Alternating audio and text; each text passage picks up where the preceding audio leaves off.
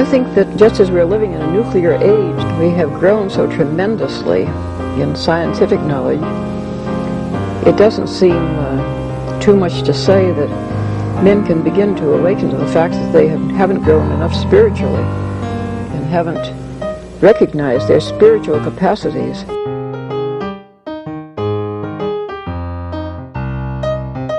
Once something like eating is death, then you've struck at the very heart of life. The enemy of the older radical theories may have been the ruling class, but today the stakes of whether we will reform ourselves into a new kind of human being, a new kind of society, whether we will find selves worth being, the stakes of it are simply life itself. And he argues that we are not born with this type of virtue of habit. We are built to acquire it.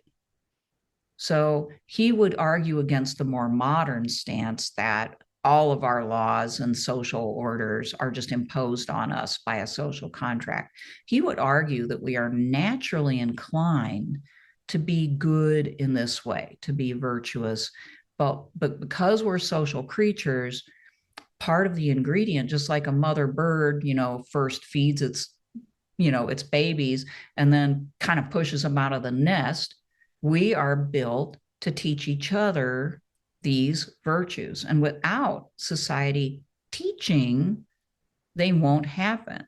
So we are receptive to them, but we have to acquire them from others, kind of almost making us do them and practicing them. He says we become just by doing just actions. We become temperate or moderate by doing temperate actions. We become brave by doing brave actions. And we start small and then we work our way up. And this is why legislating is so important. Creating rules and habits is what shapes people in their actions, which can then seep into their souls. And then he introduces this idea of the mean as far as like how to figure out exactly what virtue should be inculcated. He says we should think of the virtue as a mean or the in-between two extremes in human experience. So he's a little bit of a phenomenologist here. He's getting into the human mind and he's, talking about our actual experience of how we live these states of character out. So he says, first, we should observe that these sorts of states naturally tend to be ruined by excess and deficiency. Okay, so you want to avoid excess or deficiency. He says, we see this happen, for instance, this is an example, with strength and health, which we mention because we must use what is evident as a witness to what is not. For both excessive and deficient exercise ruins strength. Okay, now, for all of you who work out, if you are crazy about it and you just like work out every day far too much and you don't allow your body to recover and build muscle, you're just going to become misshapen in your like physical attributes, and you're not going to be able to really build effectively on the strength that you accumulate. And likewise, he says, too little eating or drinking ruins health, while the proportionate amount produces and increases and preserves it. So here again, if you do too little, you weaken yourself. If you do too much, you weaken yourself, right? If you don't ever exercise, you're not strengthening yourself. If you do too much, you also are, in effect, undermining your health. With eating, same thing. Eat too much, it can cause you problems. Eat too little, definitely cause you problems. You have to be moderate, right? So another way of thinking about the mean is the moderate or the in-between. And again, he says virtue is of character. It is concerned with feelings and actions, and these admit of excess, deficiency, in intermediate conditions. And I have back there the picture of the tripartite soul, because I think he got from Plato the idea that reason would be able to discern the intermediate. Human reason was important for this reason, to discern what is the mean, to discern what is bad for us and what is good for us. He agreed very much with Plato on that. So then, how are we to be good? We have to be able to discern excess and deficiencies in our character. The good lion is a lion that protects her cubs, that does kill, but doesn't go rampantly destroying and killing, especially humans, which can cause the lion a whole lot of trouble, but does what it takes to live and thrive and protect her young. So she lives in moderation. If she just laid around all day, her family would die off. If she becomes vicious, somebody is going to hunt her down. How to be a good lion? Well, Aristotle frustratingly says the measure, or the type of person who should measure what this intermediate position is the, quote, intelligent person. Now, I would dispute that a bit. Who is the intelligent person? So this is a little bit of a flaw in Aristotle's argument as far as I can concern. And yet I can't really totally argue with him because he is correct at the same time. Yes, the intelligent person should and does make these decisions, but society always has a hard time understanding who the intelligent person is that we should look up to.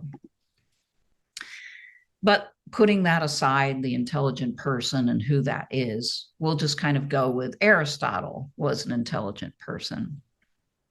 And so he talks about some of the virtues that he thinks are important in their excesses and deficiencies. And here's where I want you to kind of pay attention and think about how these may play out in your life and your experience, whether they resonate with you, whether they can, I guess, lend you any insight.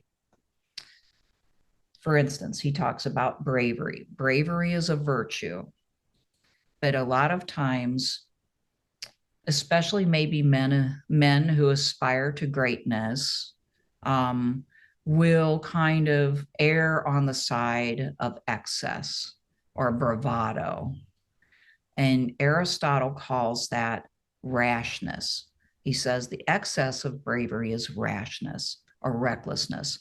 A rash or reckless person will jump into things before they even know what the danger is, or they're so busy thinking about how they're going to look or how their reputation may suffer if they don't, or they're just super excited or they are so angry and in a state of ecstasy of sorts that they can't think straight, and they jump into something that is dangerous, then they don't know how to handle it, and they're very likely to lose. Rashness can get a person killed. The deficiency, of course, is cowardice. A person who is cowardly, in his view, is somebody who fears but cannot stand their ground. And runs away, or cannot do their duty, cannot face the danger. Aristotle says everybody fears. Fear is normal. If you don't have fear, you're more likely to be rash, and you'll find out what fear means later when it's too late. But the brave person feels fear. It's just that he or she does not let that fear overcome them when the battle, whatever it is important. So that is the mean between these two extremes. So this is the way that he thinks. We don't want to be a coward.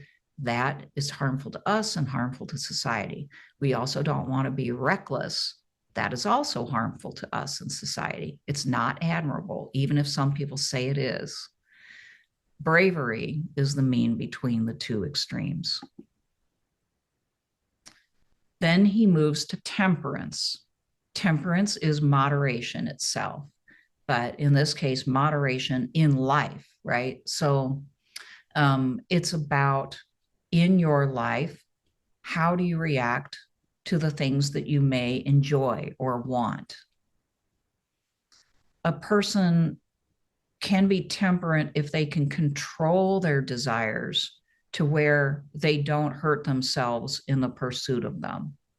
So the excess of temperance is intemperance. It is literally kind of letting yourself go and doing whatever you want, and then just kind of thinking about, well, if there's any price to pay, I'll pay it later, but right now it's making me feel good.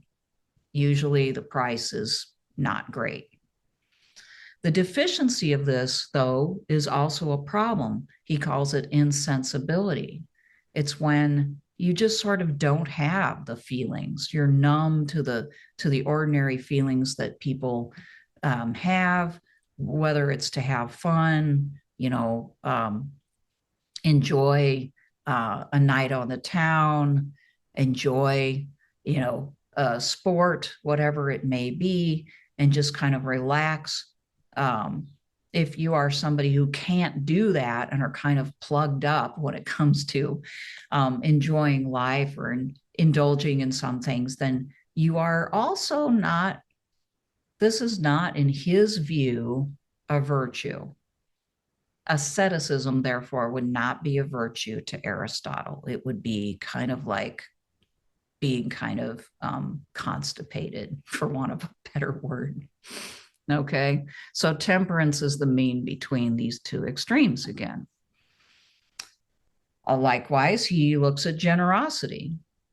To be too generous is not generosity, it's wastefulness. It's just throwing things away. And we do that sometimes because we don't know the value of things, or because we're just so like obsessed about what people think and we want to make a huge impression.